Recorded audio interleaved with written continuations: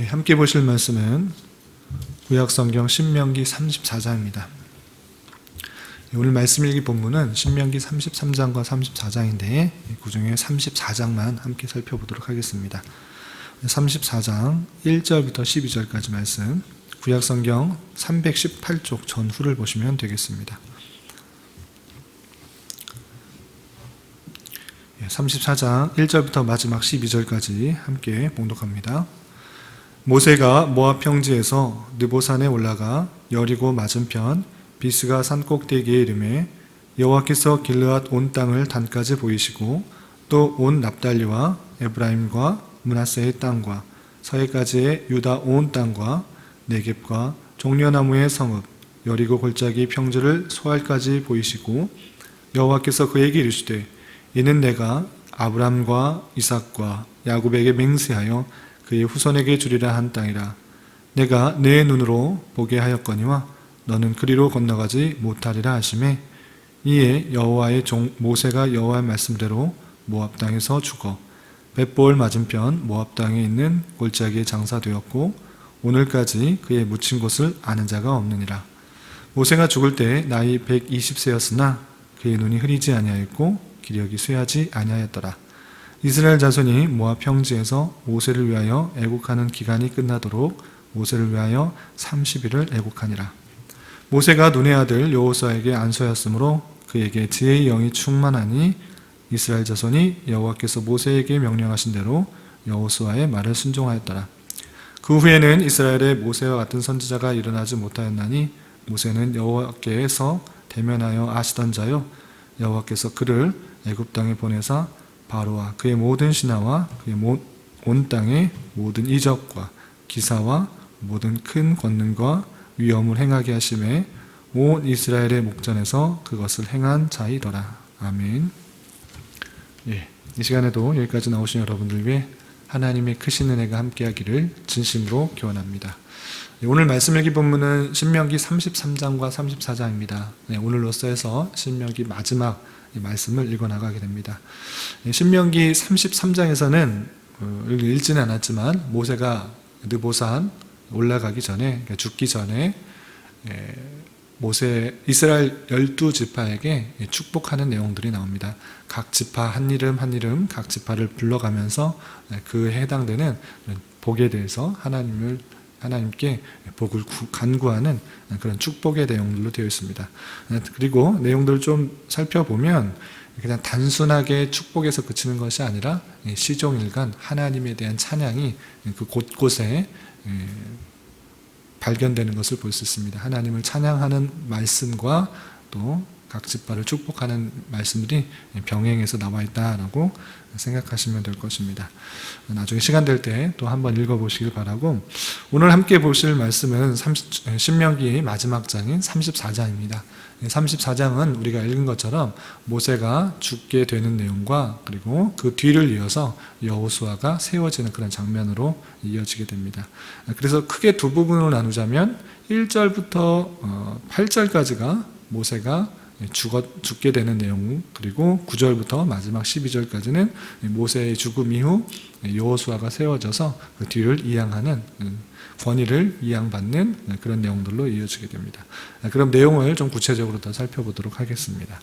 우선 1절 보면 모세가 모압 평지에서 느보산에 올라가 여리고 맞은편 비스가 꼭대기에 이름에 되어 있습니다. 그래서 모압 땅에 느보산이라는 곳이 있는데 이 느보산은 좀 높은 산이기 때문에 그곳에서 올라보면 요단 서편, 가나안 땅을 다 볼 수가 있는 것입니다. 그래서 그 느보산에 올라갔다라는 그런 표현이 있는 것입니다.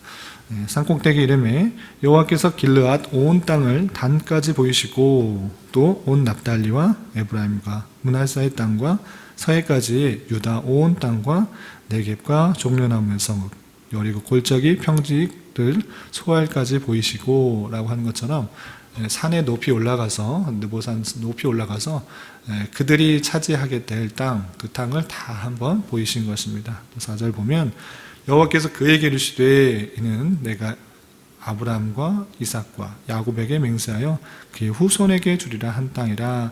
내가 내 눈으로 보게 하였거니와 너는 그리로 건너가지 못하리라 하심에 됐습니다.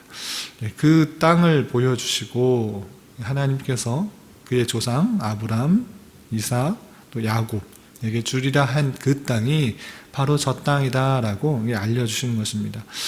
그 내용들을 볼 때 모세의 마음이 어땠을까? 하나님께서 약속하셨던 그 땅을 눈앞에 두고 들어가지 못했던 그 모세의 마음은 어땠을까? 좀 생각해 보게 됩니다.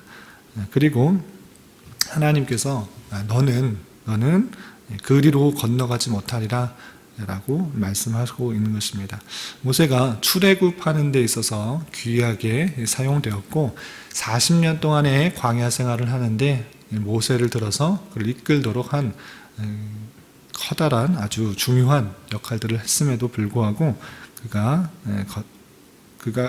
행했던 그 사역의 한계는 거기까지인 것입니다. 출애굽해서 광야 생활을 하도록 하는 거기까지고, 가나안 땅에 들어가는 것은 또 다른 사람에게 맡겨진 내용들로 인도해 주시고 있는 것입니다. 또 5절 보면 이에 여호와의 종 모세가 여호와의 말씀대로 모압 땅에 죽었다라고 되어 있습니다. 모압 땅에서 가나안 땅으로 들어가기 전 모압 땅에서 죽게 된 것입니다. 그래서 어떻게 했는가? 6절 벳보을 맞은편 모압 땅에 있는 골짜기에 장사되었고 오늘까지 그의 묻힌 곳을 아는 자가 없느니라. 한편으로는 이스라엘 백성들 중에 또 지도자격으로 되어 있는 그런 사람들의 장사된 것, 그 뼈를 잘 모시는 것들이 일반적이라고 할 수 있을 텐데 모세에 묻힌 곳은 아는 자가 없다라고 되어 있습니다. 이것에 대해서 여러 견해가 있지만 칼빈의 해석에 의하면 이것들이 모세의 뼈가 모세에 묻힌 곳이 혹여나 우상 숭배하는 그런 곳으로 신성시 될 것을 염려해서 알지 못하도록 한 것으로 해석하고 있는 것을 살펴볼 수 있었습니다. 그러니까 모세가 죽은 곳, 그 굴짜기, 그 무덤들이 하나의 신성화되고 또 많은 사람들이 찾아와서 경배하려는 그런 모습들이 혹여나 있을 것 같아서 모세는 그 죽은 곳을, 매장하는 곳을 감추도록 한 것이 모세의 뜻이었을 것이다, 이렇게 생각하는 것입니다. 그리고 7절 8절 보면 모세가 죽었을 때 정말 나이 없고 길이 없고 그냥 연수가 다 되어서 죽은 것인가? 그런 것이 아니고 그 기력이 있음에도 불구하고 하나님께서 그를 거기까지만 사용하시고 데려가신 것으로 이렇게 표현하고 있습니다. 7절 보면 모세가 죽을 때 나이 120세였으나 그의 눈이 흐리지 아니하였고 기력이 쇠하지 아니하였다라고 되어 있습니다. 120세라고 하면 그때 당시는 오래 살았는가 보다라고 혹여나 생각할 수도 있는데 그런 것은 아니고 구약 성경을 보면 평균 연수가 보통 70세 정도 있고 강건하면 80세다라는 그런 표현이 있습니다. 그러니까 70에서 80 정도 사는 것이 일반적인 그런 수명인데 하나님께서는 모세의 80세 때 그를 들어서서 아무 힘 없고 아무 능력 없고 그의 힘으로는 어떤 것도 할 수 없는 그런 모습일진데 인간적인 방편으로 인간적인 모습으로서는 그렇게 아무 힘이 없는 그런 상태였을 때 하나님께서는 그를 들어서 출애굽하시게 하시고 이 40년의 광야를 겪게 하신 후 120년이 되었을 때 데려가신 것입니다. 그리고 120년이 되었음에도 불구하고 눈이 흐리지 아니하였고 기력이 쇠하지 아니하였다라고 하는 표현을 봤을 때 이 40년간의 생활은 하나님께서 모세에게 덧붙여진 그런 은혜의 시간이고 그 은혜의 시간 동안에 하나님께서는 그를 충분하게 채워주시고 인도해 주셨다라는 것들을 생각해 볼 수 있습니다. 그래서 모세가 죽을 때 120세였지만 그 눈이 흐리지 아니하였고 기력이 쇠하지 아니하였다. 그냥 자연적인 죽음으로 연로하여서 늙어서 죽은 것이 아니라 그렇게 있음에도 불구하고 하나님의 때가 되었기 때문에 이제 가나안 땅으로 들어가야 되기 때문에 모세의 역할들을 다 했기 때문에 그를 데려간 것으로 그렇게 이해하시면 될 것입니다. 그래서 죽어서 어떻게 되는가? 8절 이스라엘 자손이 모압 평지에서 모세를 위하여 애곡하는 기간이 끝나도록 모세를 위하여 30일을 애곡하니라 됐습니다. 보통 히브리 사람이 죽으면 7일 정도 애곡하는 기간을 갖습니다. 그런데 30일을 애곡하였다라는 그런 표현을 통해서 모세에 대한 그런 애도의 마음을, 죽은 자의 최대한 예우를 갖추고 있는 그런 모습을 보였습니다. 그 기간이 길면 길수록 애도하는 그 마음들을 표현하는 것인데 30일이 되었다라는 그만큼 모세의 지도자에 대한 안타까움, 또 애도의 표현들을 잘 하고 있는 것을 볼 수 있습니다. 그리고 한 가지 이제 생각해야 될 것은 모세 오경, 창세기부터 신명기까지 모세 오경을 하고 하는데 모세가 기록해서 쓴 글로 이해하는데 왜 모세가 죽은 것을 이렇게 잘 쓸 수가 있는가, 잘 기록할 수 있는가, 모세의 글이 아니지 않는가라고 할 수도 있는데 그런 것이 아니고 이 마지막 부분, 이 모세의 죽음에 대한 부분, 죽음 이후에 애도의 기간을 갖는 그 모든 내용들은 모세의 모든 것들을 가까이 살펴보고 또 함께했던 사람이 추가적으로 덧붙인 것으로 생각할 수가 있는 것입니다. 그래서 그 사람이 누구인가라고 했을 때는 많은 사람들이 이 여호수아가 그 뒤를 이었기 때문에 또 그와 함께했기 때문에 그 모든 것들을 또 지켜보고 또 장사하는데 앞장섰기 때문에 이런 것들을 마지막 부분에 덧붙인 것으로 생각하고 있습니다. 그래서 모세가 120세 때 눈이 흐리지 않고 기력이 쇠하지 않았음에도 불구하고 하나님의 때가 되었기 때문에 하나님의 부르심을 받아서 죽게 되었는데 장사된 곳을 또 잘 알지 못하도록 이렇게 조용히 그 장사를 묻힌 곳을 잘 알 수 없게 했고, 그렇지만 그 죽음에 대한 슬픔으로써 30일 동안 이스라엘 온 백성들이 또 애곡하며 슬퍼하며 장사의 예우를 하는 그런 모습을 살펴볼 수 있습니다. 그리고 그 이후에 어떻게 되었는가, 그 지도권은 누가 받았는가라고 하는 것이 9절 이하에 나오게 됩니다. 9절 보면 모세가 눈의 아들 여호수아에게 안수하였으므로 그에게 지혜의 영이 충만하니, 죽기 전에 그 권력의 내용들을 누구한테 이해했는지를 다시 한번 부가적으로 설명하고 있는 것입니다. 모세가 눈의 아들 여호수아에게 안수하였으므로 모세가 여호수아에게 머리에 손을 얹고 이렇게 기도를 한 것입니다. 그래서 그에게 지혜의 영이 충만하니 이스라엘 자손이 여호와께서 모세에게 명령하신 대로 여호수아의 말을 순종하였더라 되어 있습니다.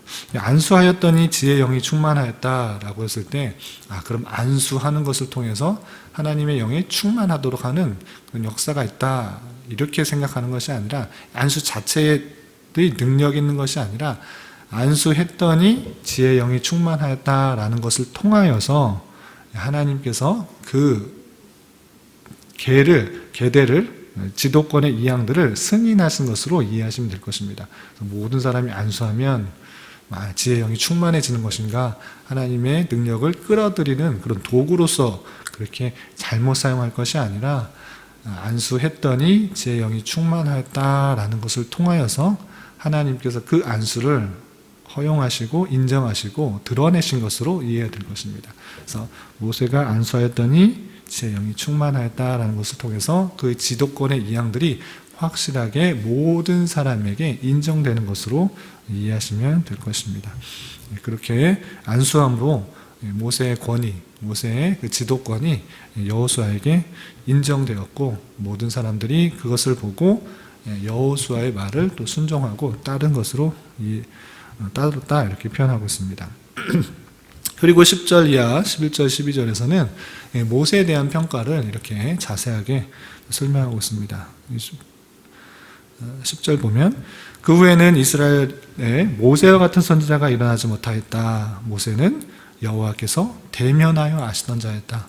하나님과 대면할 정도로 정말 친밀하고 가까운 그런 사람이다, 이렇게 표현하고 있고요.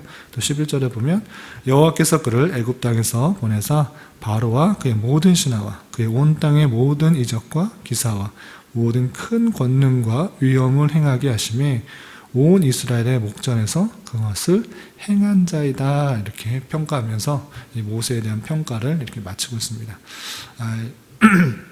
이 모세, 하나님을 대하면서 하나님의 모든 여러 가지 기적과 이사를 함께 행하게 하는 그런 모습들, 그리고 출애굽의 역사들을 행했던 자가 모세이다라고 하면서 전체적인 내용들을 마무리하고 있습니다. 이런 내용을 대하면서 어떤 것들을 생각할 수 있을까 했는데, 첫 번째로 위대한 일들을 행한 모세, 하나님과 대면하면서 출애굽도 하게 하고 또 많은 기적과 이사들을 행하게 한 그 모세일지라도 가나안 땅에 들어가게 하는 것은 여호수아였다라는 것을 생각해 볼 수 있습니다. 그러니까 모세가 해야 될 역할이 있고 여호수아가 행해야 할 역할들이 있는 것입니다. 아무리 모세가 뛰어나고 또 능력이 있고 하나님과 친밀한 관계에 있은 사람일지라도 그의 사역이 있고 또 다른 사람의 사역이 있는 것입니다. 모세가 비록 눈이 흐리지 않고 기력이 완전히 쇠하지도 않았음에도 불구하고 가나안 땅에 들어가지 못하고 모압 땅에서 죽었던 것은 하나님의 능력이 없어서가 아니라 하나님의 지혜의 문제요, 계획, 섭리의 문제인 것입니다. 그러할 때 내가 갖고 있는 능력이 많다고 해서 모든 것을 다 할 수 있는 것이 아니라 내가 할 수 있는 능력의 분량이 있기 때문에 내가 할 수 있는 것과 또 다른 사람이 해야 될 일들이 따로 있는 것입니다. 그러할 때 내게 주어진 일이라고 하면 하나님의 능력에 따라서 그것들을 잘 감당해야 될 것이고, 그리고 그 능력 밖의 일들은 또 그 사람들이 더 잘할 수 있도록 도와주는 것, 행하도록 해주는 은혜들이 우리에게 있어야 될 것입니다. 그래서 하나님의 일을 하는 자로서 내가 받은 일과 또 다른 사람이 해야 될 일, 또 그 다른 사람이 하도록 하는 일을 도와주는 일을 잘 구분하여서 우리가 또 섬겨 나가야 될 것입니다. 모세의 죽음 상당히 안타깝고 또 아쉬운 마음이 많이 있지만 거기까지가 하나님의 시키신 사역이라는 것들을 기억해 보면서 오늘날 내게 주어진 사역들을 되돌아보며 그 일들을 잘 감당하도록 해야 될 것이고, 그 내용들이 후손으로 주변 사람에게도 잘 감당해 주도록 도움을 주는 역할들을 감당할 수 있어야 될 것입니다. 오늘 하루 살아가면서 맡긴 일들을 잘 감당하고 또 하나님과 동행하며 하나님을 대면하려는 마음으로 또 잘 감당해야 될 것이고, 또 하나님의 지혜에 따라 하나님의 선하신 섭리에 따라 또 주변 사람을 통해서 또 함께 일어나갈 일들을 좀 다 감당할 수 있어야 될 것입니다. 이런 은혜가 저와 여러분 우리 모두에게 있기를 진심으로 기원합니다. 기도하겠습니다. 하나님 아버지 감사합니다. 오늘 말씀을 통해서 모세가 죽는 모습과 그 권위를 여호수아에게 이양하는 모습을 살펴보았습니다. 우리네 인생이 영원하지 않고 우리에게 맡겨진 것들이 언제 변화될지 모르는 자로서 맡겨진 일들에 최선을 다하게 하여 주시고 오직 주님 주신 일들에 대하여 성실하게 감당하게 하여 주시고 상황과 여건에 매몰되는 것이 아니라 그것을 허락하신 하나님만을 바라보며 하나님께서 뜻하신 것이 무엇인지를 깨달아 그 뜻을 이루어드리게 힘쓰는 자 되게 하여 주시옵소서. 주님, 코로나19 바이러스로 인해서 많은 피해들이 있습니다. 주님, 긍휼히 여겨주시고 하루속히 진압이 되어서 일상적인 회복이 있을 수 있도록 주님 긍휼을 베풀어 주시옵소서. 특별히 위정자들에게 지혜와 능력을 더하여 주시고 진정으로 국민들을 위하는 정치, 종교의 자유가 보장되는 정치를 할 수 있도록 인도하여 주시옵소서. 또한 이 어려운 시기에 이 땅의 교회가 더욱 주님 앞에 엎드리게 하여 주시고 주님 주신 말씀에 귀 기울이며 우리에게 맡겨주신 사명들을 잘 감당할 수 있도록 인도하여 주시옵소서. 주님, 교회 내 육체적으로, 정신적으로, 경제적으로, 직장 관계의 문제 등으로 힘들어하고 어려워하는 지체들이 있습니다.